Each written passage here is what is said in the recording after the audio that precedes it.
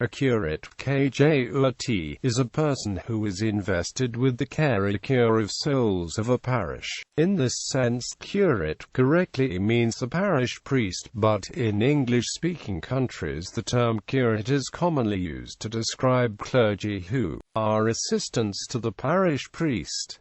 The duties or office of a curate are called a curacy. Etymology. For the Latin curatus Roman Catholicism. In the Catholic Church, the English word curate is used for a priest assigned to a parish in a position subordinate to that of the parish priest. The parish priest is the priest who has canonical responsibility for the parish. He may be assisted by one or more other priests, referred to as curates, assistant priests, parochial vicars or associate assistant pastors. In other languages, derivations from curators may be used differently. In French, the curé is the chief priest of a parish, as is the Italian curato, the Spanish cura and the Filipino cura parroquio, which is derived from the Spanish term Anglican communion. In the Church of England today, curate refers to priests who are in the first post after ordination, and are completing the training. The technical term curate, as found in the 1662 Book of Common Prayer, meant the incumbent of a benefice,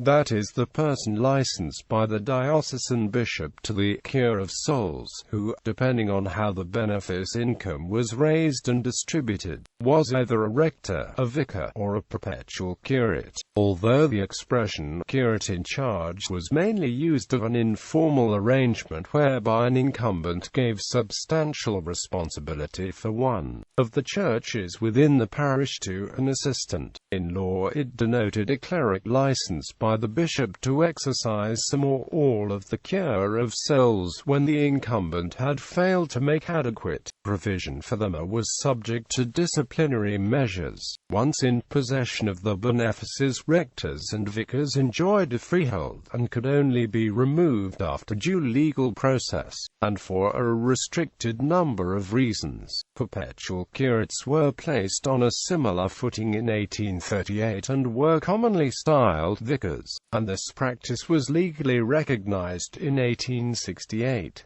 Clergy who assist the curate were, and are, properly called assistant curates, but are often referred to as the curate.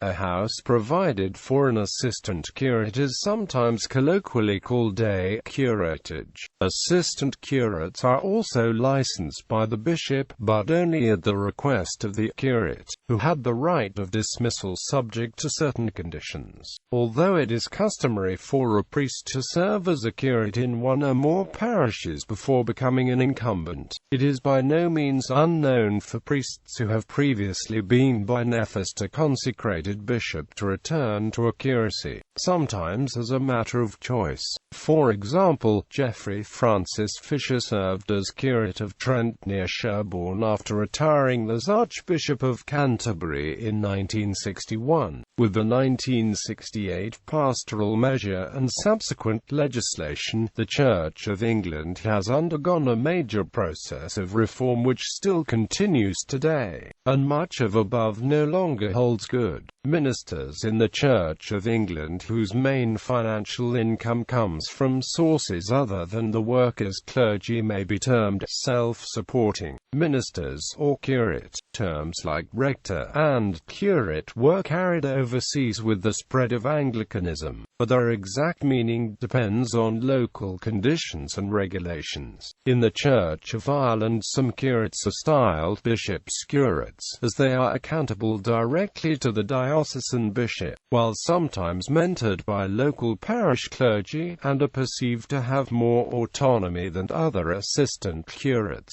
In Anglican parishes with a charismatic or evangelical tradition, The roles of curates are usually seen as being an assistant leader to the overall leader, often in a larger team of pastoral leaders. Many of the larger charismatic and evangelical parishes have larger ministry teams with a number of pastoral leaders, some ordained and others who are not. In the Episcopal Church of the United States, the curacy may be a temporary place to continue training after ordination, similar to an internship, or it may be a permanent, subordinate position, more akin to a perpetual curate. History. Originally, a bishop would entrust a priest with the cure of souls of a parish. When in medieval Europe, this included the legal freehold of church land in the parish priest was a perpetual curate. An assistant would be a curate. The words perpetuus and temporalis distinguish their appointments but not the length of service. The apparent reference to time is accidental. A curate is appointed by the parish priest and paid from parish funds.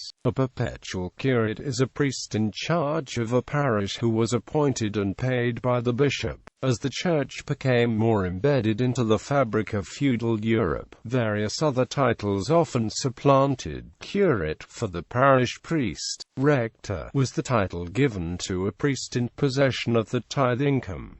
This right to the income was known as a living. The title of rector comes from regere, to rule. Those parishes where a monastery had appropriated the rights to the tithe income, a portion of this income was set aside for a priest to occupy the parish, essentially acting on behalf of the monastery. In other words, vicariously, hence vicar. In some cases, a portion of a tithe for a vicar could exceed the income of some rectors, depending on the value of the livings being compared. Minor canons. Minor canons are those clergy who are members of a cathedral's establishment and take part in the daily services but are not part of the formal chapter. These are generally clergy who are nearer to the beginning than the end of the ministries, who have already served the curacy in a parish church.